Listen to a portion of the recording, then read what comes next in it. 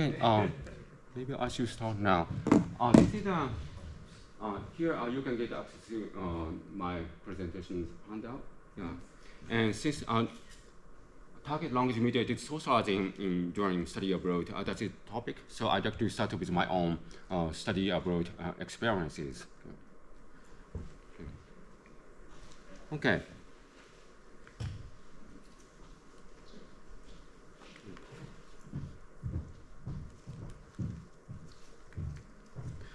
Okay, thank you.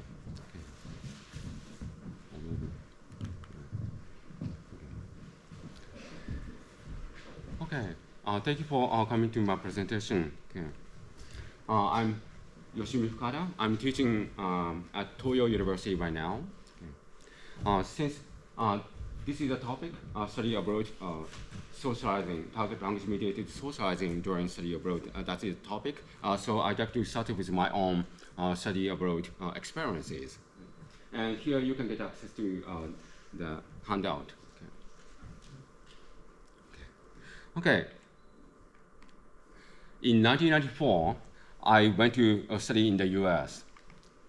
I dreamed of immersing myself in English-speaking environment by socializing with many international students from other countries and also many local people or students in English to improve my English skills, of course.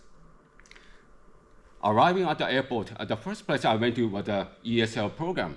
The ESL building was located on the edge of the university campus, right here. It was like a one-story block, and it was built right next to a big, quiet track field. It seemed that the building was separated from all the other buildings where local students were studying. Taking their test, the next place I went to was the dormitory, the university's dormitory. This is a dormitory. Again, I was dreaming of living with many local students or local students. But it was 1994. There are so many Japanese international students living there. After the long flight, seeing so many Japanese international students, I was a bit disappointed. Yeah. And I felt, is this Ikimaru Ryugaku or what? I felt. And I felt as though I was on a small, isolated island, detached from the main campus and both local and international English-speaking communities. In such a living environment, I soon realized that opportunities for target language-mediated socializing cannot automatically be taken for granted, and I will need to actively seek them out. Okay. Since I had such experiences in the beginning of my study abroad, I started to have a strong interest in target language-mediated socializing in study abroad and also in other contexts, like inside and outside the classroom. I myself studied in the US for 7 years, finishing the ESL program and also a master's program, doctoral program. And after that, I went back to Japan, and soon I started to teach at a Japanese university. And from 2010, I started to explore international student target language mediated socializing by conducting some studies. And from 2014, I decided to explore the issue further as my second dissertation study. Today, I'd like to share some of the findings just briefly. In this study, I adapted some series of concepts as a conceptual framework. I perceived the improvement of international students' English skills by actually using them in a variety of specific situations as their situated learning. And also, I perceived the international student social space as their affinity spaces. Affinity space is a concept introduced by a prominent sociolinguist, James Foggi. He defined it as a place or set of places where people can affiliate with others based primarily on shared activities, interests, and goals, not shared race, class, culture, ethnicity, or gender. This definition implies that people within the affinity space, they can be connected, people with different backgrounds can be connected together within the affinity space. I set up 4 research questions. One, how do international students construct their own target language-mediated socializing opportunities in their affinity spaces? Two, what factors promote or prevent construction of international students' target language-mediated socializing opportunities in the host country? Three, how does international students' target language-mediated socializing impact on their target language learning and personal development? Four, how do international students socializing and their affective states during socializing change with time during their stay in the host country? I collected data from 9 research participants. 6 of them were Japanese undergraduate students with study abroad experiences, while 3 of them were Japanese international students who had been studying abroad in English-speaking countries where I collected data. Okay. From the former group, I collected data in a short period of time, while the latter group, I collected data longitudinally before, during, and after their study abroad, spending about 5 months to 1 year and 8 months, respectively. Since I collected data longitudinally from some of the students, I decided to call this study a longitudinal straight qualitative study. I collected data by utilizing these 5 research techniques, and I collected a different type of qualitative data, and I practiced the triangulation of those data. And I put all the qualitative data into this software named MaxQDA, which is a qualitative data analysis software. And using the coding technique, I analyze the data one by one. So now I'd like to share the findings just briefly. First, our findings on research question 1. How do international students construct their own target language-mediated socializing opportunities in their affinity spaces? Soon after starting analyzing all the collected data, I realized that international students were living in such a dynamically changing social environment. And all these 14 factors created such environment. For example, the timing of international students arriving at and leaving the host country was different.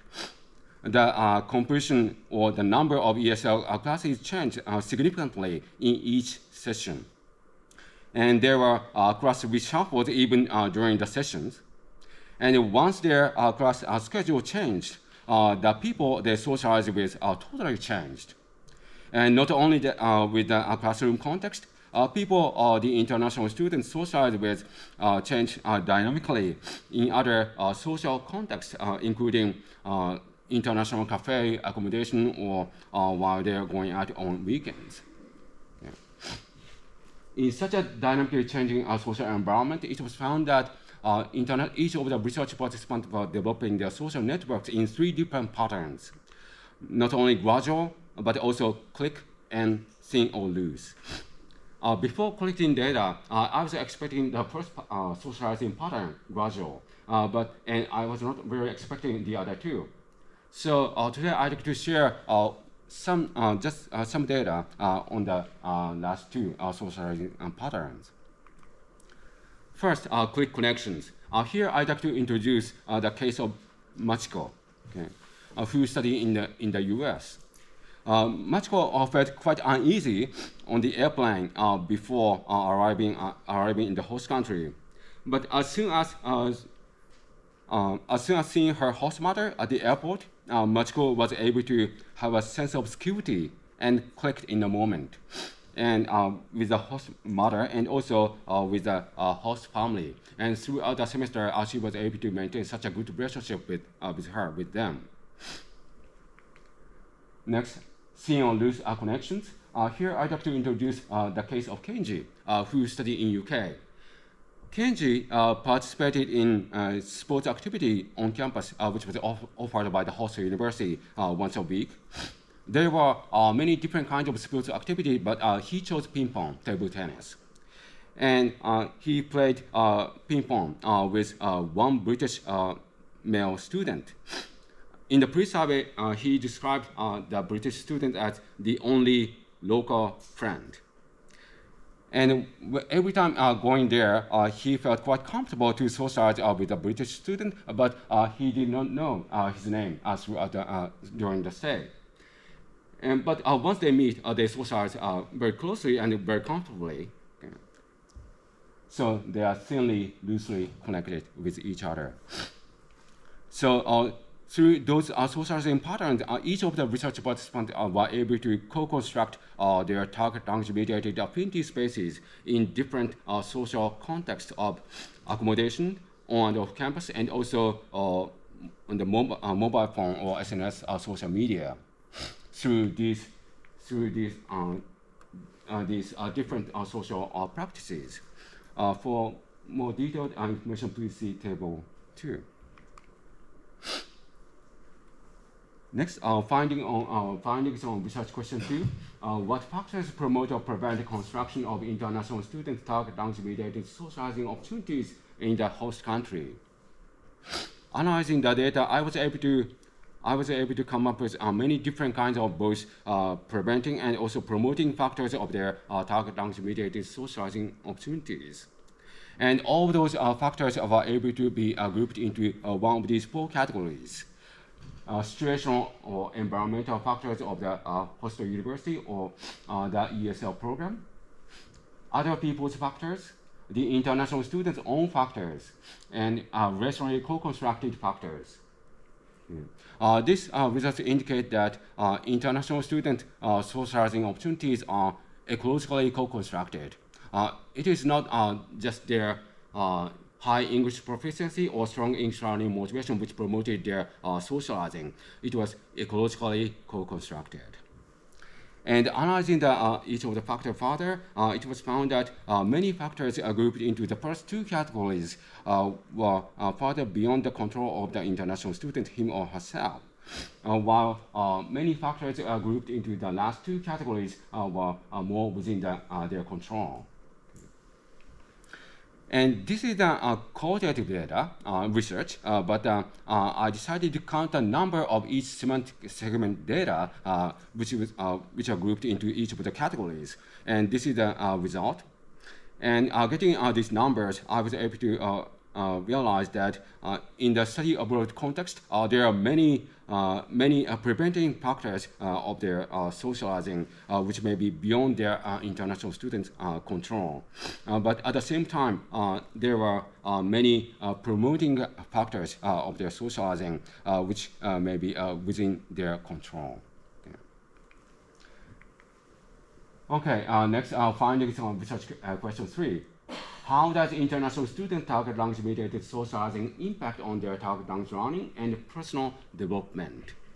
About this research question, I realized that each of the research participants were able to grow both as target language English speakers or users by improving their different types of English skills, and also strengthening their confidence in their English skills, and also gaining a new awareness of the language. And not only that, they were able to grow as a person through the socializing. They were able to have strong agency, cultivating a spirit of challenge, and developing the ability to respond on the spot, etc. Lastly, findings on research question 4. How do international students socializing and their affective state during socializing change with time during their stay in the host country? To get the answers of this research question, I tried to write narratives of the 3 research participants, Yuri, Taku, and Chisato, focusing on their target language-mediated socializing. And in the process of writing, I was able to qualify the processes of their co-constructing their target language-mediated socializing opportunities, change in their positioning, and also their budding agency, and also dynamism and complexity of their affective state during their socializing, during the engagement in target language-mediated socializing. today, here in this presentation, I can not present the detail, but and also through the writing of their narratives. Before starting this research, I was trying to find out how each of the research participants were able to create a social space where they can feel comfortable during their socializing. But writing their narratives, I realized that what really promoted each of the research participants' growth was tough or troubling target language-mediated meaning negotiations with some international students or locales in some affinity spaces, along with maintaining comfortable affinity spaces in other social contexts.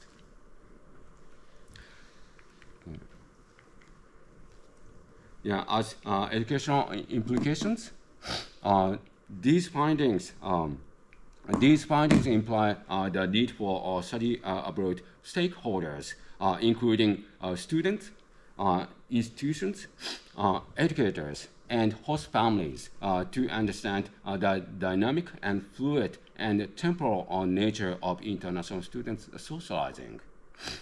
Moreover, recognizing the ecological complexities influencing their social paths can enhance target language-mediated socializing opportunities.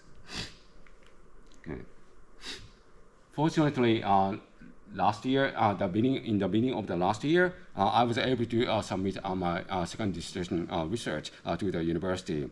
And this year, I signed a publishing contract with one overseas publisher in mid-June, and keep writing a book manuscript. And then I was able to submit the revised book manuscript, the whole manuscript, to the publisher last Thursday. And this will be the title of my book, Social Learning in Study Abroad, Narratives from a Longitudinal Study of Co-constructed L2 affinity spaces. And just yesterday, I got a sample book cover from the publisher.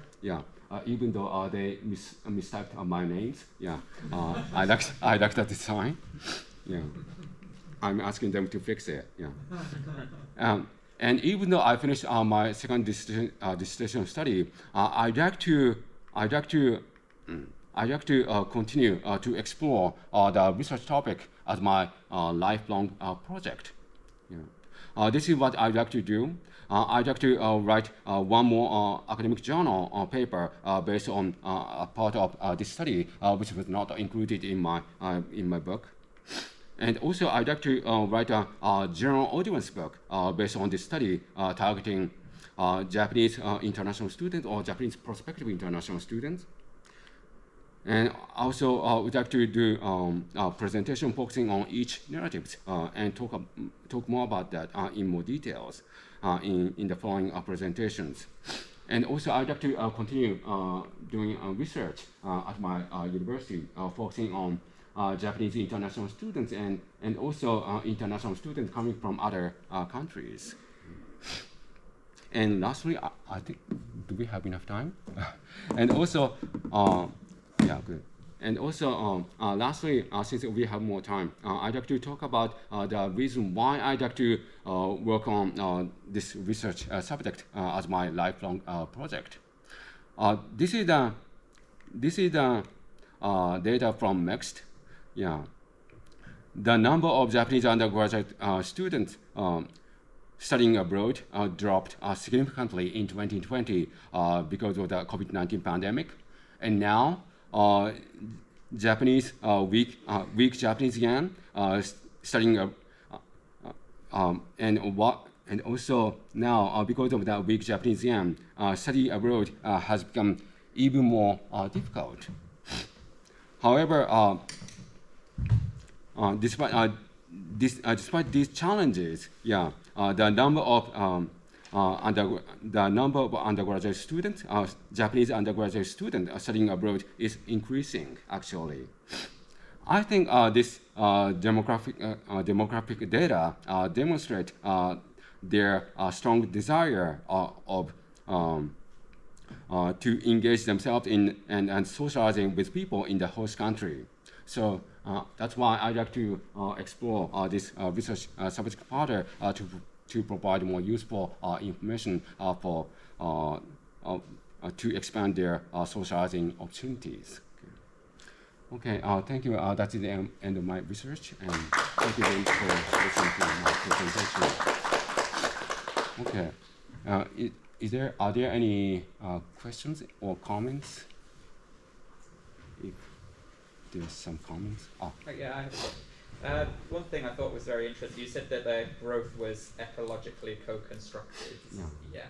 I'm not entirely sure whether I understand that completely, but I think what you mean by that is that the environment was important for their growth, right? All the surrounding, all the factors around the international students, like all the programs that ESL program offer to encourage the international students socializing, or other international students, other local people's personality characters, and also and the international students making action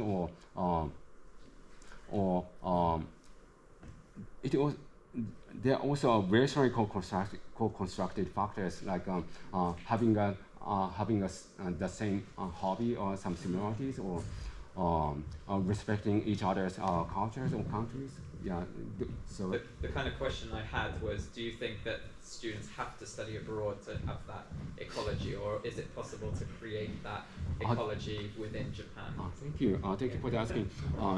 They don't need to have everything, but I think it will be useful for them to be familiar with. There are such a different kind of factors which can promote their socializing, and they don't need to have everything. But if they can use some of them, maybe they can have more chances to socialize with local people, students, or other international students. Thank you. Any other comments or questions? Thank you. So the students who participated in your study who all traveled abroad, and they shared with you their experiences with the TL-mediated socialization. Did the students have much extensive experience doing similar types of socializations before studying abroad? Like, what was their language learning background?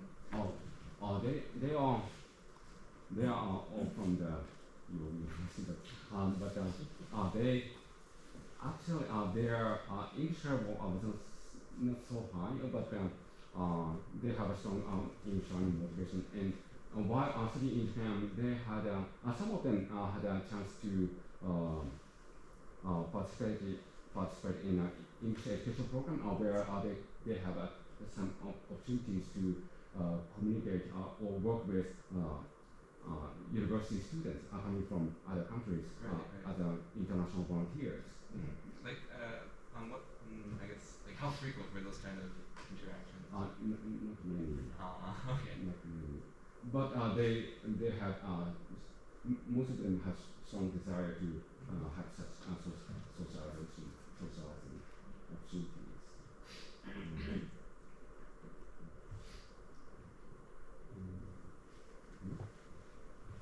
Okay.